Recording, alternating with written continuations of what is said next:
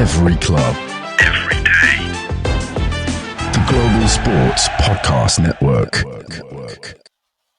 Hello and welcome to the Daily Newcastle on an unusual Saturday morning. I know we should have been out with this preview of the game at Arsenal on Sunday this morning, but because of some crossed wires and miscommunications, the crossover podcast we planned for last night didn't take place.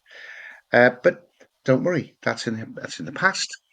We have got one or two advantages in being able to talk about the game a day later, in that the managers have had their press conferences on Friday lunchtime. My name is Iain Mackay, your host, and I'm joined tonight by the lovely Joanne, who is going to talk to me about whether we're going to finish runners-up or not. Joanne, good evening. How are you? Good evening. I am very good and looking forward to Sunday, I've got to say. It's going to be a pretty exciting day. I'm going to spend it in the pub, though, because it's exciting in the terms of there's still in the nerves, isn't there? Let's get real. It's really getting down to the down and dirty now, I'd say. To put it lightly. Well, it seems as though every game in this last 5 or 6 games that we've had has been the most important game of the season, including the Carabao Cup final. And, now we've got the Carabao Cup final in the bag. We don't have to worry about that quite so much. So this, again, is a really important game because effectively it's a runners-up playoff match, which is astounding. Who could possibly have predicted that Newcastle would be in line for a runners-up position in the Premier League this season? Any guesses as to who could possibly have predicted it, Joanne? I think it was you, Sir Iain Mackay. It was. It was. I have been banging on about how, in fact, I don't know if you remember when we looked at it when there were 12 games to go, I had us finishing ahead of Liverpool as well, but they really did have to fall off a cliff for that. But I always thought that, we'd have a good go at Arsenal and this match could be pivotal for us to jump above them. And so it has proved.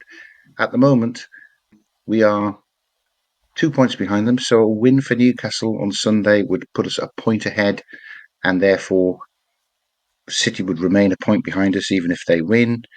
And a win at home against Everton in our final game would mean that we would clinch second place in the Premier League, which is runners-up. It's not just second place. As Arteta called it last week, it's not the best, but it's the best of the rest.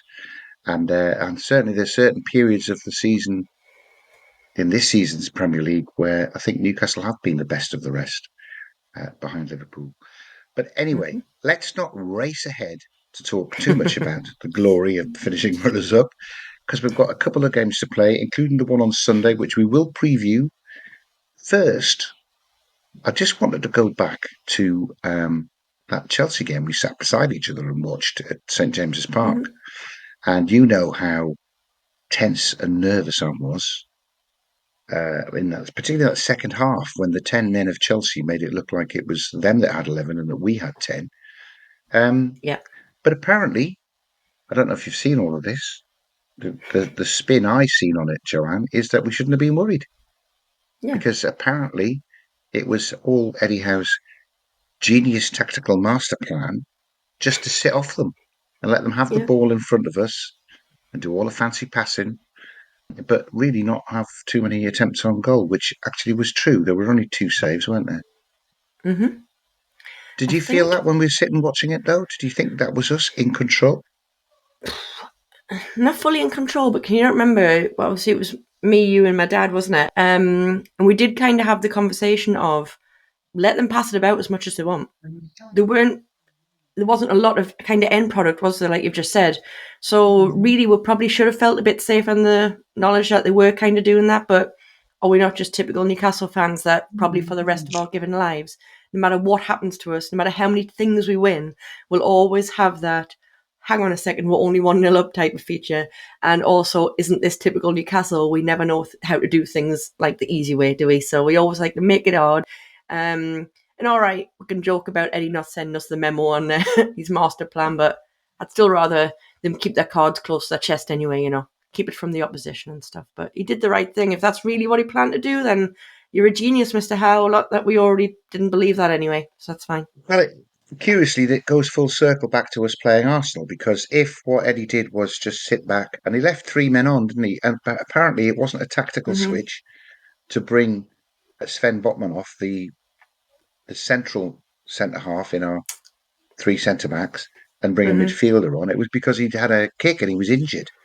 And we'll come on to injuries later on, but Sven Botman very, very doubtful of being available for the game on Sunday. So maybe this was almost like when Arsenal were two behind in the first leg of the Carabao Cup at their place, and Mickey came on with his 5-5-0 formation instruction to everybody. And we just thought, right, well, we'll sit back for half an hour and we don't think he'll get past us. And they didn't. True. So if it's something like that, it worked exactly, didn't it? Pope had to make a couple of good saves, but actually they didn't really challenge that much. And in the end, it was us that scored the second goal. True. And that last 6 minutes was glorious. It 2 was. up. Yes. Anyway, There's the comfort right there, just for the last few. That was last week's nervous 6-pointer, time. right? Do you think that we will be aiming for the same sort of system against Arsenal again? Three at the back, even if Botman's injured? How would you attack it? Yeah, I mean, I had this conversation before the Chelsea game about the Arsenal game, though. So again, it was kind of skipping ahead, but I did say at the time I would like to see us adopt that formation. And I can't remember who I was talking to because they're like, well, do you not think it might be a little bit predictable in terms of Arteta might obviously be expecting it? In a way, I don't care whether he's expecting it or not. I don't think he knows how to play against it. So yes, I would like to see us do it. And then obviously we did adopt it during the Chelsea game. So that was interesting because that kind of threw me because I didn't expect that. But it worked perfectly. But yeah, I'm going to stick with what I originally said, that I would like us to do that. Granted, injuries have put more of a spin on how we'll play, but I'm sure Hal will make it work. If he wants to play that formation, he'll make it work with the players he's got available. I think, all right, I know we don't have the biggest squad in the world, but I think we've still got enough in it to still play the formation we want and shut them out. And like I said, make Arteta cry for the fourth time in a row and not let them score for the fourth time in a row. So I'm looking forward to that. That would be very, very sad. Yes, Arteta's tears. Nicola's favourite tears, apparently. Tasty tears. It would be lovely to see them falling again. So it's the runners-up playoff. It's very exciting. Neither of us can go because it's away from home. Where are you going to watch it? I'm watching it in a sports bar in town called Abaggio. It's on Grey Street. It's a cool I can't speak. Cool sports bar, to be fair. It's just like downstairs and almost hidden away to a degree, but it's a great sports bar anyway. So I'm going to go there with my dad, and I think Donna's going to join me as well. So I don't usually go out for the away games. I'll usually just watch it at home, but it's a bit of a different away game, isn't it, really? And I think I might just need a couple of swift ones to see me through this one. Yeah, well, I will be watching from home, maybe from behind the sofa, who knows? But yeah, I just find it safer to watch from home on my own. Then nobody sees the Don's tears if it Oh happens. There no. won't be tears. There won't be No, any tears. don't talk like that. It'll just be lovely. Now, we are going to come on to what they talked about in their press conferences about availability of players, what we are hoping and what might happen from the Arsenal team point of view. But first, I'm going to click a magic button, which will prompt Ken to tell us all about Bioniq. Your body is unique, and Global Sports Podcast Network has partnered with Bioniq, the world's most personalised supplements. Bioniq provide 100% tailor-made supplements designed to deliver precisely what your body needs at exactly the right levels to optimise your health. No guessing. So click the link in the show notes. Use the code GSPN2025 for 40% off your first month's subscription. Bioniq. Don't settle for off-the-shelf solutions made for just anybody. Get what's right for you right now. Now. Thanks, Ken. And that's Bioniq, Cristiano Ronaldo's mob. Just for Kevin. We saw Eddie's press conference at lunchtime, or it was this morning. It comes out on YouTube at lunchtime, so I had to listen to that. Um, Not a lot of positive news on injuries there, Joanne. Nope. I think he left the door open for Sven Botman to come back, but reading between the lines, don't really want to take any chances on somebody who's coming back from pretty much 13 months out with two dodgy knees. What do you say about Trippier and his calf, which wasn't a serious Yeah. injury, but what did he say on that? Did he? Personally, from what he said, I wouldn't expect to see Botman, personally. No, I just don't. He's categorically ruled out Joe Linton for the rest of the season, so that's a given. Trips, I'll be honest, I'd be surprised, but then sometimes I don't know whether I always sometimes take what Eddie's saying, right, with a pinch of salt, because I don't know whether he's divulging too much or information. But again, like what I said before, I kind of like it when they do hold the cards a bit closer at the chest anyway. So I don't know if Trips will be, but at the same time, I don't expect him to play either. I think Willock was the other one mentioned, so maybe not him either. So we do have a few out, but then we've got to remember we've got some great backups. And if I'm honest, even if Willock was available, I want to see Miley start regardless. So to me, to that kind of area of the pitch, I would have made that switch up anyway. But they kind of mixed it up last week to not have to find a Joe Willock replacement, who in himself was a Joe Linton replacement. Playing the three centre halves and two wing backs meant that once you picked Barnes and Gordon to play either side of Isak, that there wasn't a slot in midfield left. So if they play the same formation, that would be the case again, wouldn't it? The only person potentially missing from the Chelsea lineup is Sven Botman. And to be fair, if Botman's out, they must have done most of their training this year to cater for the fact that Botman's out injured. Yeah. So I don't think it's going to be too much of a stretch to shuffle Fab Shah to be the central of three central defenders and bring Emil Krafu, who, let's be honest, we haven't seen loads of him, but he does seem to have improved under Eddie Howe in the same way as Yeah. Eddie Howe has been able to bring Joe Linton on, been able to bring Jacob Murphy on, been able to bring Dan Burn on. I mean, Eddie has this magic wand that he can just turn workaday championship level players into England internationals, which It's is a crazy, isn't it? wonderful trait for our manager to have. And I think he might have. You won't be able to convert Kraft into an England international, of course, but I think there might be that same sort of development that we haven't really seen a lot of. Although when he's come on and done his cameos, Kraft has certainly not let us down. The other thing which he did hint at is that Jamal Lascelles might be sitting on the bench and ready to come on to play the last 20 minutes, which I don't think would be any bad thing as well. I mean, I know he won't Not be at match all. fit, but if you want a guy who bleeds black and white and is going to put his body on the line, then you couldn't get anyone more like that than Jamal Lascelles, and it would be absolutely lovely to see him come and Yeah. actually take Wouldn't it part in this just? season because he's not played. I mean, and I think the rest of the squad would appreciate it. I'm Yeah. going back to Bruno and Trippier, waiting to find him before they lifted the Carabao Cup up at Wembley Oh, it's on that lovely fantastic, wasn't it? afternoon. Yeah, It was. fabulous. I don't think you wanted to step forward by the looks of it when you look back at it, because obviously at the time I didn't appreciate it. But when you watch the millions of reruns like we have done, you can really see a point of Bruno is insisting on him coming and at least just stand as much as he still stood in the background and just kind of held the back Yeah, of the cup.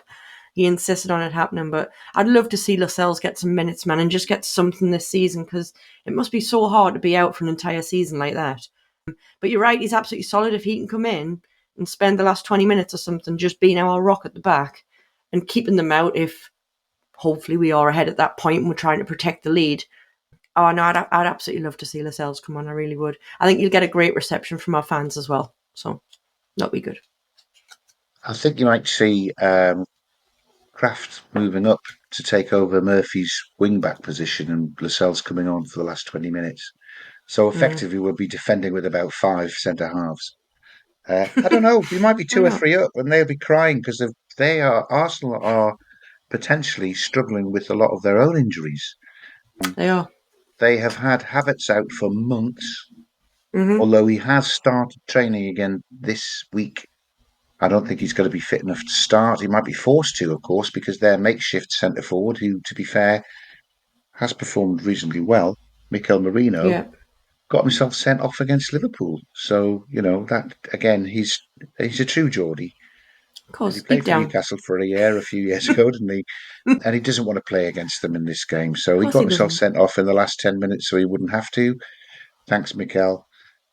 But then, I think Rice was missing from that game as well. So we don't know whether he's coming back. Yeah. Well, Gabriel's I pulled obviously up. out. Hmm. I was going What to, else sorry, is? I was Who going to else say, is I down? pulled up some details because he did say on Havertz that basically he's done parts of sessions in the last 2 days, but they're still just going to make a decision tomorrow. How many times do you hear that anyway? But what I didn't realise is that there was so many other guys involved. So apparently Rice, Trossard, Martinelli and Timber have also only done part sessions apparently. So none of them have completed a full session. So again, they're saying that they're going to have to wait until tomorrow. So I don't know whether that's him again holding his cards close to his chest and not giving any information away, or whether that's completely true. And they're all on the kind of slightly doubting list, if you know what I mean. So there's quite a few, and you start listing them off, and there's quite a few of their important players as well. So it's not like it's just anyone in the squad. If all of those players happen to not start, that's huge, really, isn't it? It will certainly. You'd think it would have an impact, but they have got, I think, a bit more strength and depth than we have. They have.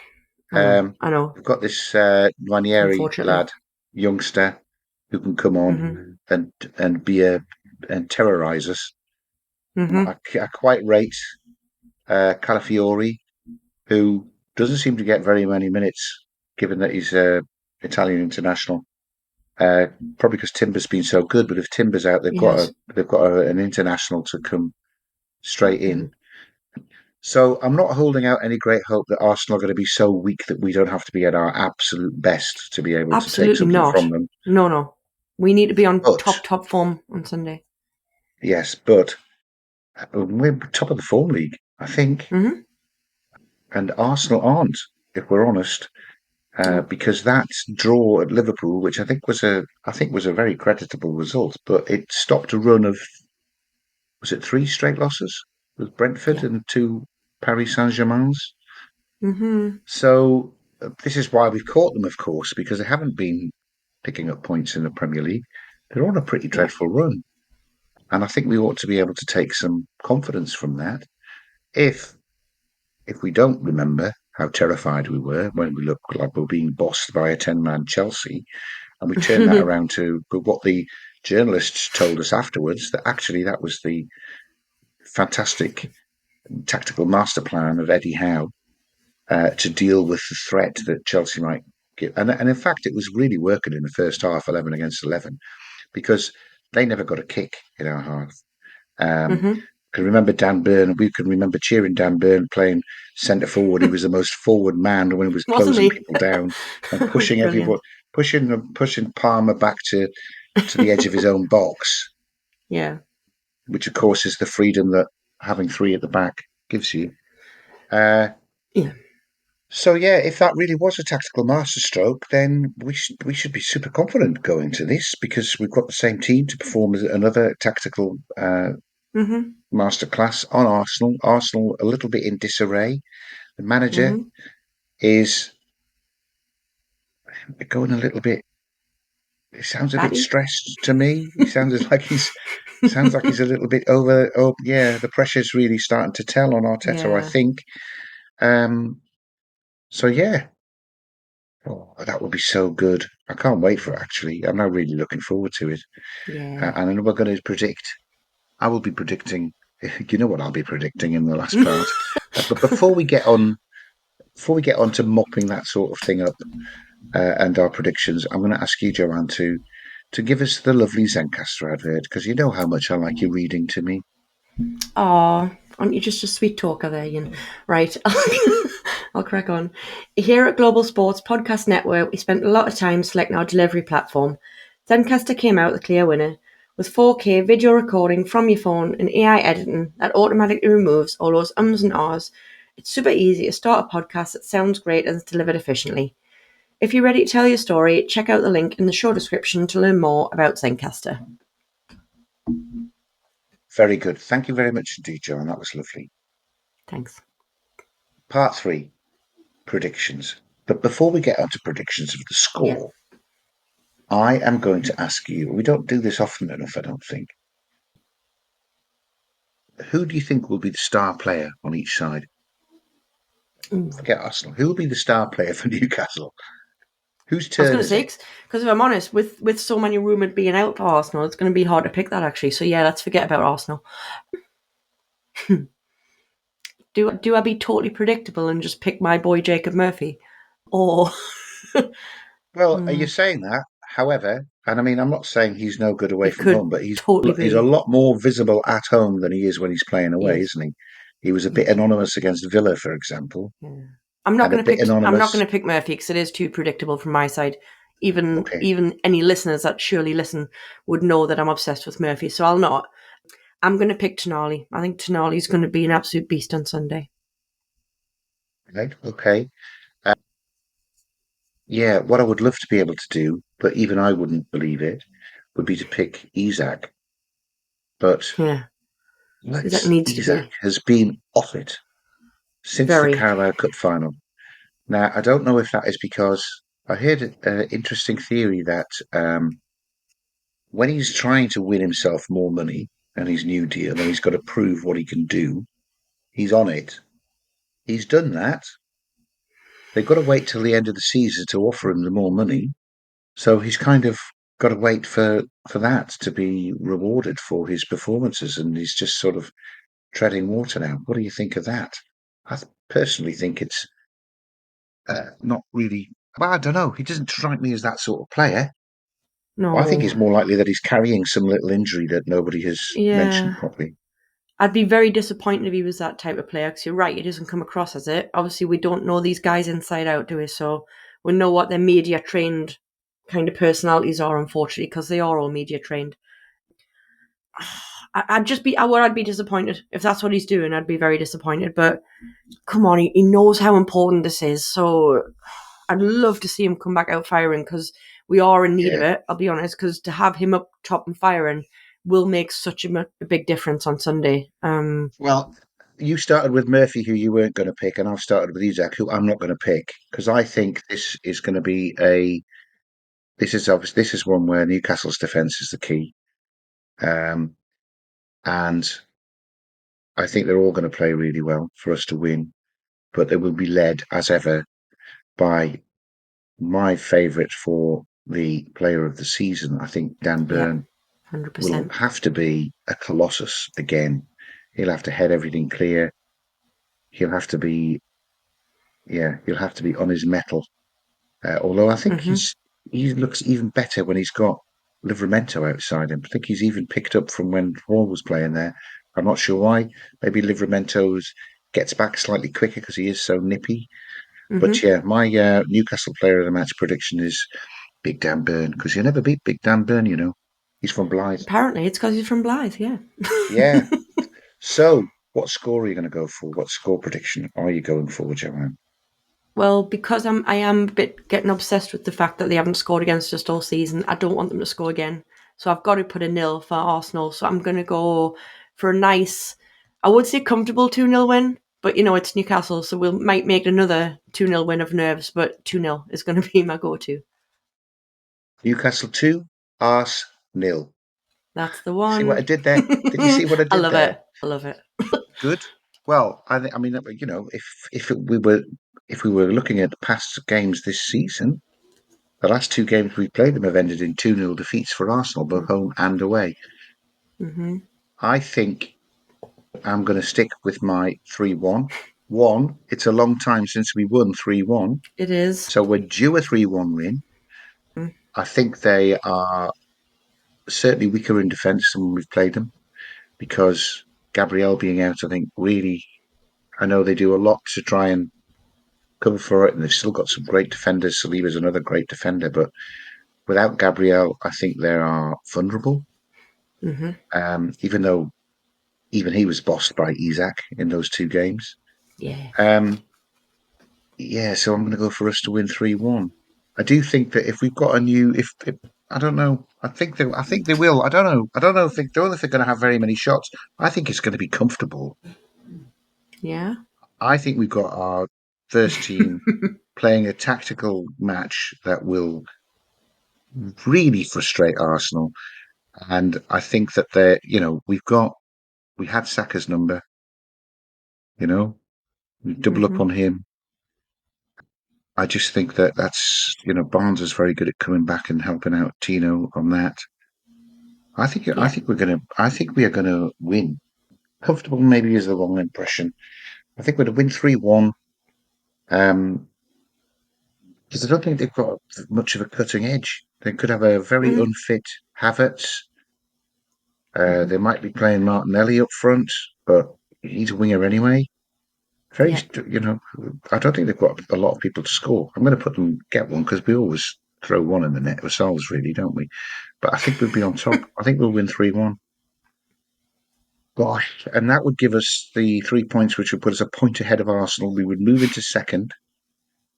If City won, they would stay in fourth, level on points with Arsenal because they haven't got as good a goal difference. Yeah. And that would mean it depends on these 2 games tonight, but there is still one combination of results whereby Arsenal could drop out the top 5 and not qualify for the Champions League, which would be hilarious. Just But a bit. the first part of those results is for them losing at home to Newcastle. So let's hope we can do that. It is. We must start We that. then have a really long shot, but by the way, I think this is going to be a much better value at the bookies than what the actual chances are. Arsenal's last game is away at Southampton, and you'd think all day that is an easy 3 points. But I tell you, last Saturday, Manchester City went there, had 78% possession, Struggled, had didn't 26 attempts on target. they? They thought that was going to be an easy 3 points, and they drew 0-0. This new interim manager that they have seems to have instigated a much more steely rearguard by Southampton. I know they needed that point to avoid being the worst team in the league, but hey, if it's a 0-0, any breakaway could put them a goal up, and Southampton could beat Arsenal 1-0. And then You it imagine depends. Villa win their 2 games, City win their 2 games. It will probably need Chelsea to win at Nottingham Forest on the last game of the season, but that could put Arsenal in finishing 6th, which would be hilarious. I mean, come on, just a bit. Considering they've been title contenders all season. All season, and they end up in the Europa. Oh, I'm sorry. Then Well, I think Arteta's tears will taste good. Then. yeah, I think if we win, we go second. If City are only a point behind us, so they go level on points with Arsenal. But I don't think they'll catch them on goal difference. But it could be that Mikel Arteta could be the first person who finishes 4th in a 2-horse race, which is quite a badge of honour, I think. Just a bit. And that is possibly Olympic quality bottling. There you are, Mikel Arteta, Brilliant. the Olympic standard bottler. I think that's what we should leave on. So I'm going to thank you very much indeed for joining me tonight, Joanne. Both times we tried to record this. Got there in the end. First one started terribly and just went down from there when Zencastr chucked us out really early. So we've done a second one. Thank you very much indeed for joining us. Fingers crossed we're both on cloud 9 come Sunday night. I'm not sure who is doing that review late on Sunday, but nobody's at the match, so it could be any one of the 5 of us that's joining in there. But we'll have a review that comes out on Monday morning when hopefully we are patting ourselves on the back for qualifying for the Champions League. and getting very excited for the final game against Everton, where we clinch the runners-up spot. Absolutely. Thank you very much for listening. We will talk to you very, very soon. See you later. Every club. Every day. The Global Sports Podcast Network.